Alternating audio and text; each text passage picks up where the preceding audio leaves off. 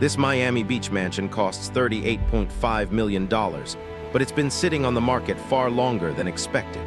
And today, we're going inside to find out exactly why a property this luxurious, this perfectly located, hasn't found a buyer.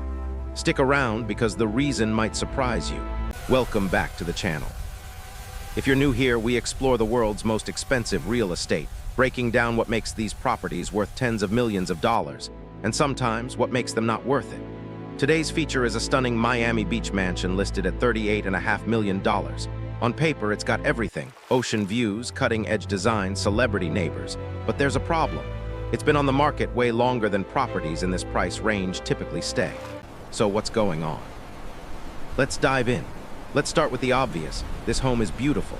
Located on one of Miami Beach's most exclusive streets, the property sits on a massive lot with direct ocean access. The moment you pull up, you're greeted by towering palm trees, a gated entrance, and a modern architectural facade that screams luxury. The exterior is all clean lines, floor-to-ceiling glass, and white stone. It's the kind of house you'd expect to see in a music video or a billionaire's Instagram store. The front courtyard alone is larger than most people's entire properties. Manicured hedges, imported Italian stone pavers, and a statement water feature that probably cost more than a Bentley. But here's the thing, in Miami Beach, especially at this price point, stunning exteriors are the baseline. Every mansion here looks like it belongs on the cover of Architectural Digest. So while this home nails the curb appeal, it's not enough to stand out. And standing out, that's everything in this market. Walking through the front door, you're hit immediately by space. The double-height foyer features a custom chandelier that allegedly took 6 months to design and install. The floors are polished marble, Calacatta gold, for those keeping track, imported directly from Italy. To your left, a floating staircase with glass railings. To your right, floor-to-ceiling windows that frame the ocean like a living painting. But let's talk about what you don't see: warmth, personality. This scene reinforces This home the is core undeniably design impressive, philosophy. but it feels more The like a water museum is than a not residence. outside the home. And that's a problem. It is part Buyers of at this level aren't just purchasing square footage and finishes, they're buying a lifestyle and emotional connection. They want to walk in and imagine their family here, their art on the walls, their life unfolding in these spaces. If a home feels too sterile, too much like a showroom, it can actually turn buyers away.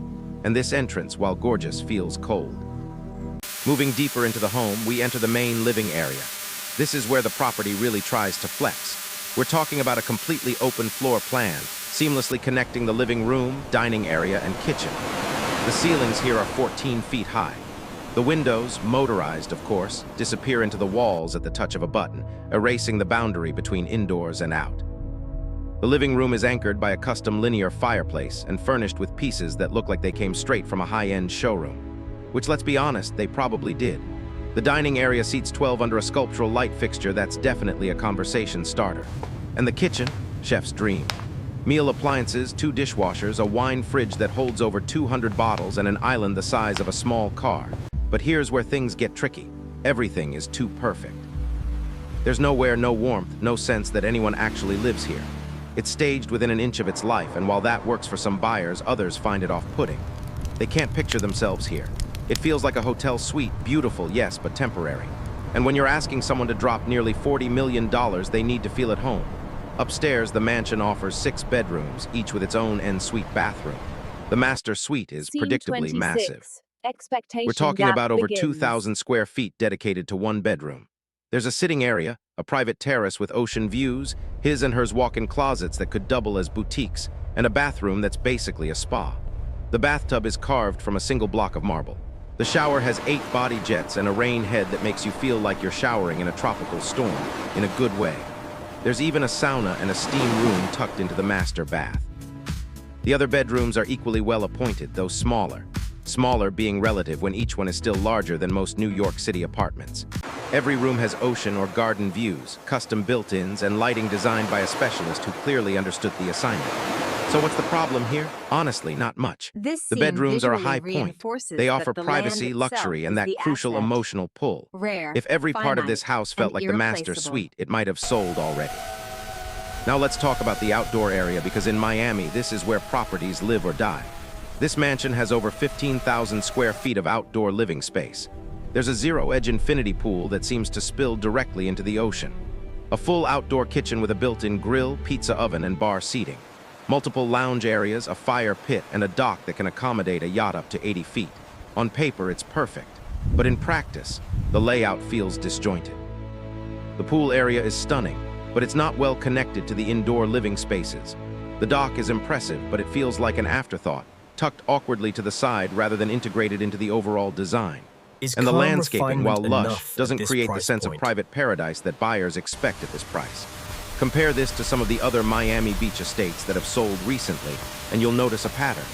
The best properties create a seamless flow from inside to outside. They make you want to be outdoors.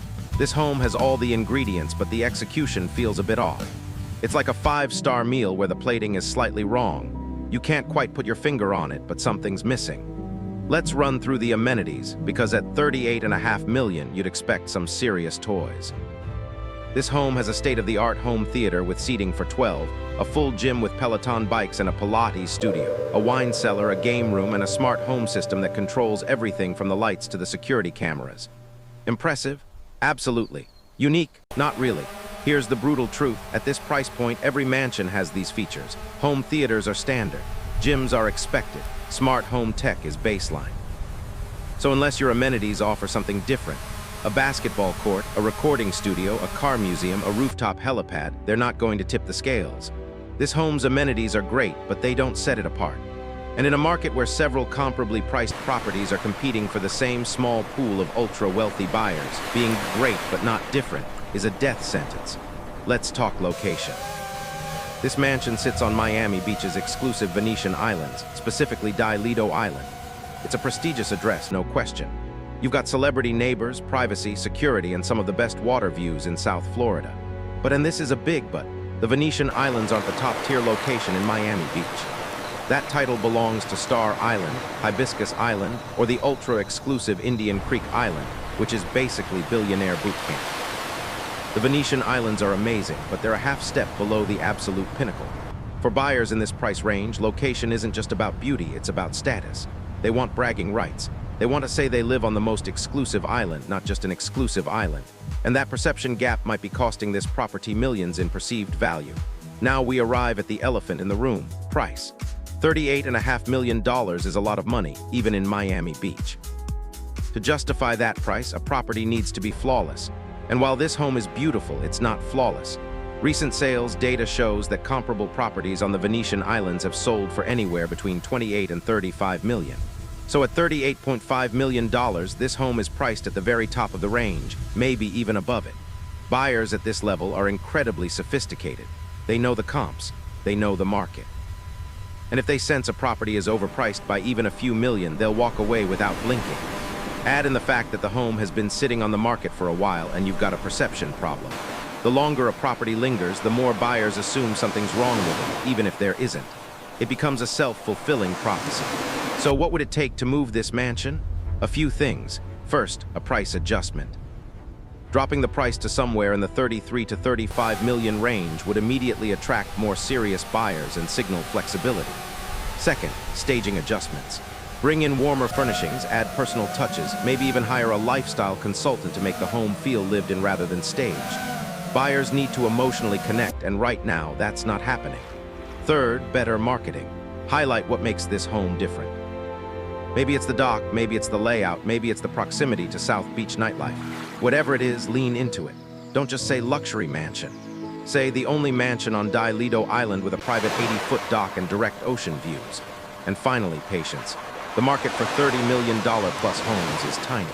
There are only so many buyers globally who can afford this, and even fewer who want to live in Miami Beach specifically.